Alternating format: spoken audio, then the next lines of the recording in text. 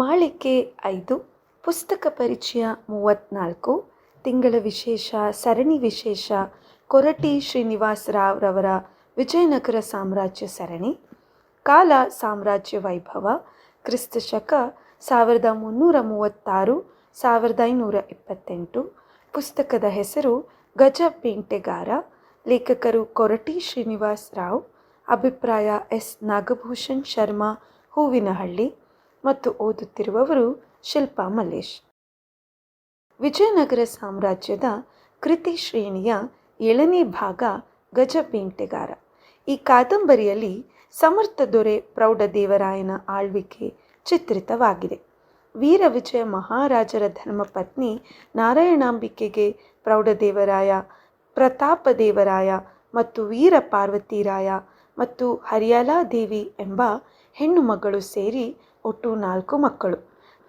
ಪ್ರತಾಪದೇವರಾಯ ಘನಗಿರಿ ಅಥವಾ ಪೆನಗೊಂಡಗೆ, ವೀರ ಪಾರ್ವತಿ ರಾಯ ಕಣಂಬಿ ರಾಜ್ಯಕ್ಕೆ ಮಾಂಡಲೇಶ್ವರ. ಆದರೆ ಹಿರಿಯವನಾದ ಪ್ರೌಢದೇವರಾಯ ವಿಜಯನಗರದ ಅರಸನಾಗಿರುತ್ತಾನೆ.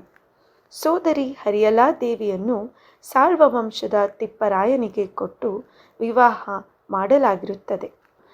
ಸಾಳ್ವ ವಂಶದ ಒಂದಿಷ್ಟು ಸಂಕ್ಷಿಪ್ತ ಇತಿಹಾಸ ಕಾದಂಬರಿಯಲ್ಲಿ ನಿರೂಪಿತವಾಗಿದೆ. ಸಾಳ್ವ ಎಂದರೆ ಗಿಡುಗ.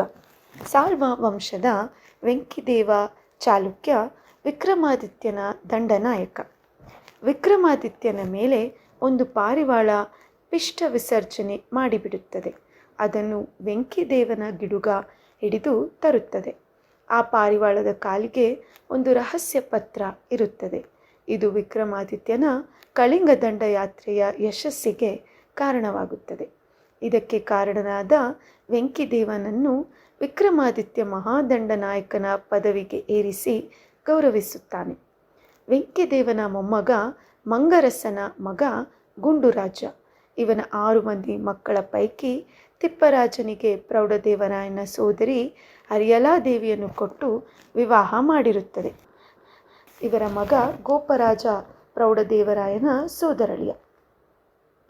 ವಿಜಯನಗರದ ಸಾಮಂತ ರಾಜ್ಯ ಚಂದ್ರಗುತ್ತಿ ಮತ್ತು ಗೋಟೆಯ ಅಧಿಪತಿ ತ್ರಯಂಬಕದೇವ ಒಬ್ಬ ನಿಷ್ಠರಾಜ.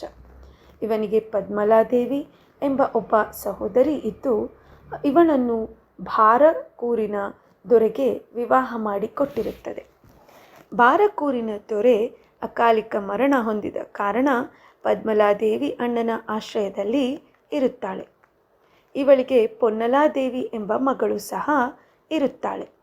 ಪೊನ್ನಲಾದೇವಿಗೆ ಎಲ್ಲ ಕ್ಷತ್ರಿಯ ವಿದ್ಯೆಗಳನ್ನು ತ್ರಯಂಬಕದೇವ ಕಲಿಸಿರುತ್ತಾನೆ. ಇಲ್ಲಿಂದ ಮುಂದೆ ಪೊನ್ನಲಾದೇವಿಯನ್ನು ಪಡೆಯಲು ಮುಮ್ಮೇಲ ನಾಯಕ ಚಂದ್ರಗುತ್ತಿಯ ಮೇಲೆ ದಾಳಿ ಮಾಡಿ ಪದ್ಮಲಾದೇವಿ ಮತ್ತು ಪೊನ್ನಲಾದೇವಿಯನ್ನು ಅಪಹರಿಸುತ್ತಾನೆ. ಮುಂದೇನಾಯಿತು? ಅವರು ತಪ್ಪಿಸಿಕೊಂಡರೆ ಯಾರ ಸಹಾಯ ದೊರಕಿತು? ಪೊನ್ನಲಾದೇವಿ ತನ್ನ ಹಿಂದನ್ನು ಮರೆಯುವುದಕ್ಕೆ ಕಾರಣ? ಆ ನೆನಪು ಮರುಕಲಿತೆ? ಹೀಗೆ ಕತೆ ರೋಚಕವಾಗಿ ಸಾಗುತ್ತದೆ. ಬುಕ್ಕರಾಯ ತನ್ನ ಕಾಲದಲ್ಲಿ ತುಂಗಭದ್ರಾ ತೀರದ ಹರಿಹರಪುರವನ್ನು ವೇದ ತ್ರಿಮತಸ್ಥ ಬ್ರಾಹ್ಮಣರಿಗೆ ಉಂಬಳಿ ಕೊಟ್ಟಿರುತ್ತಾನೆ. ಇಲ್ಲಿಗೆ ವೀರಶೈವ ವಿರಕ್ತರೊಬ್ಬರು ಆಗಮಿಸಿ ಅಲ್ಲೇ ನೆಲೆಯಾಗಿ ನಿಂತಿರುತ್ತಾರೆ.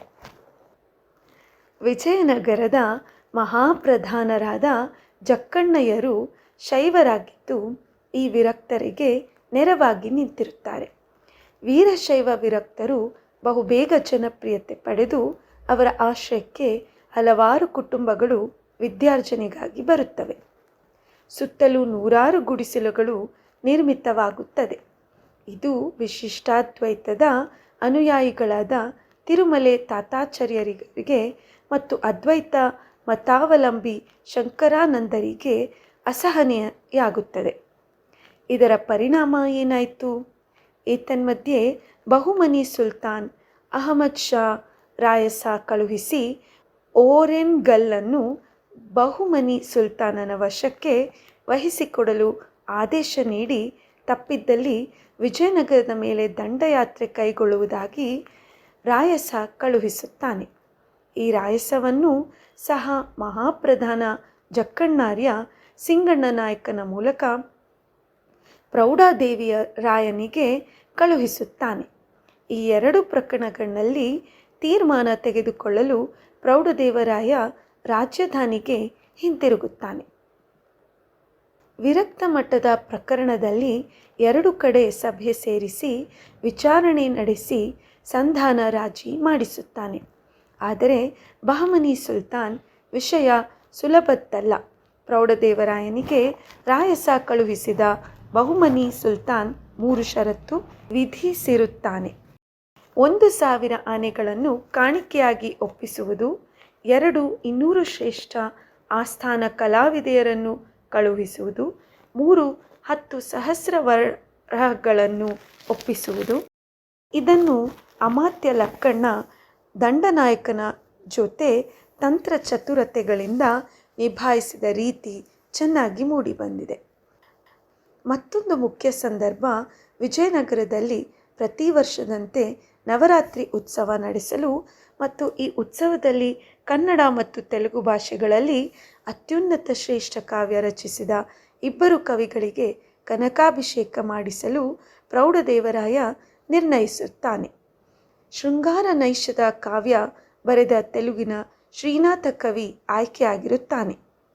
ಜಾತಿ ಮತ ಭೇದಗಳ ಕಲಹದಲ್ಲಿ ಕನ್ನಡ ಕವಿಯ ಆಯ್ಕೆ ಬಗ್ಗೆ ಪ್ರಕ್ಷುಬ್ಧ ವಾತಾವರಣ ನಿರ್ಮಾಣ ಆಗುತ್ತದೆ.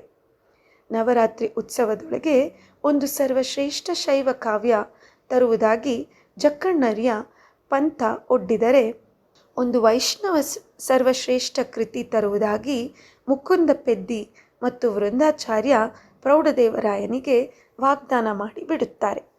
ಇದರ ಅಂತ್ಯ ತೀರ್ಮಾನ ರೋಚಕ. ಕಾದಂಬರಿ ಓದಿ ಆನಂದಿಸಬೇಕು. ಒಟ್ಟಿನಲ್ಲಿ ಒಂದು ಸರ್ವಶ್ರೇಷ್ಠತೆಯನ್ನು ನಮ್ಮ ಕನ್ನಡದ ಕಬ್ಬಿಗರಲ್ಲಿ ಮಾತ್ರ ಕಾಣಲು ಸಾಧ್ಯವೇನು ಎಂದಷ್ಟೇ ಹೇಳುವೆ. ಈ ಸಂದರ್ಭದಲ್ಲೇ ನಡೆದ ದುರ್ಘಟನೆ ಮುಂದೆ ಇಂತಹ ಒಂದು ಕಾಯುತ್ತಿದ್ದ ಪ್ರತಾಪದೇವರಾಯ, ಗೋಪರಾಜ, ಮುಮ್ಮೆಲ ನಾಯಕ ಮತ್ತು ಸಿಂಗನಾಯಕ ಈ ಎಲ್ಲ ಕುತಂತ್ರಿಗಳು ಸೇರಿ ಪ್ರೌಢದೇವರಾಯನನ್ನು ಕೊಲ್ಲಲು ತಂತ್ರ ರೂಪಿಸುವುದಕ್ಕೆ ಮಾರ್ಗವಾಗುತ್ತದೆ. ಅಂತ್ಯದ ಘಟನೆಗಳ ತರುವಾಯ ಜಕ್ಕಣ್ಣರ್ಯ ಮತ್ತು ಲಕ್ಕಣ್ಣ ದಂಡೇಶ ತಮಗೆ ಯಾವುದೇ ಅಧಿಕಾರ ವ್ಯಾಮೋಹವಿಲ್ಲವೆಂದು ವಿರಕ್ತ ಪಂಥ ಸೇರಿ ಕನ್ನಡ ಸಾರಸ್ವತ ಲೋಕಕ್ಕೆ ಬಹುದೊಡ್ಡ ಆಸ್ತಿ ಆಗುತ್ತಾರೆ. ಇದರ ಪರಿಣಾಮದೊಂದಿಗೆ ಗಜ ಬೇಟೆಗಾರ ಕಾದಂಬರಿ ಸಮಾಪ್ತವಾಗುತ್ತದೆ. ಕೊಂಚ ದೀರ್ಘವಾದರೂ ರೋಚಕತೆಯ ಸರಾಗ ಓದು. ನೀವು ಒಮ್ಮೆ ಓದಿ ಆನಂದಿಸಿ. ಧನ್ಯವಾದಗಳು.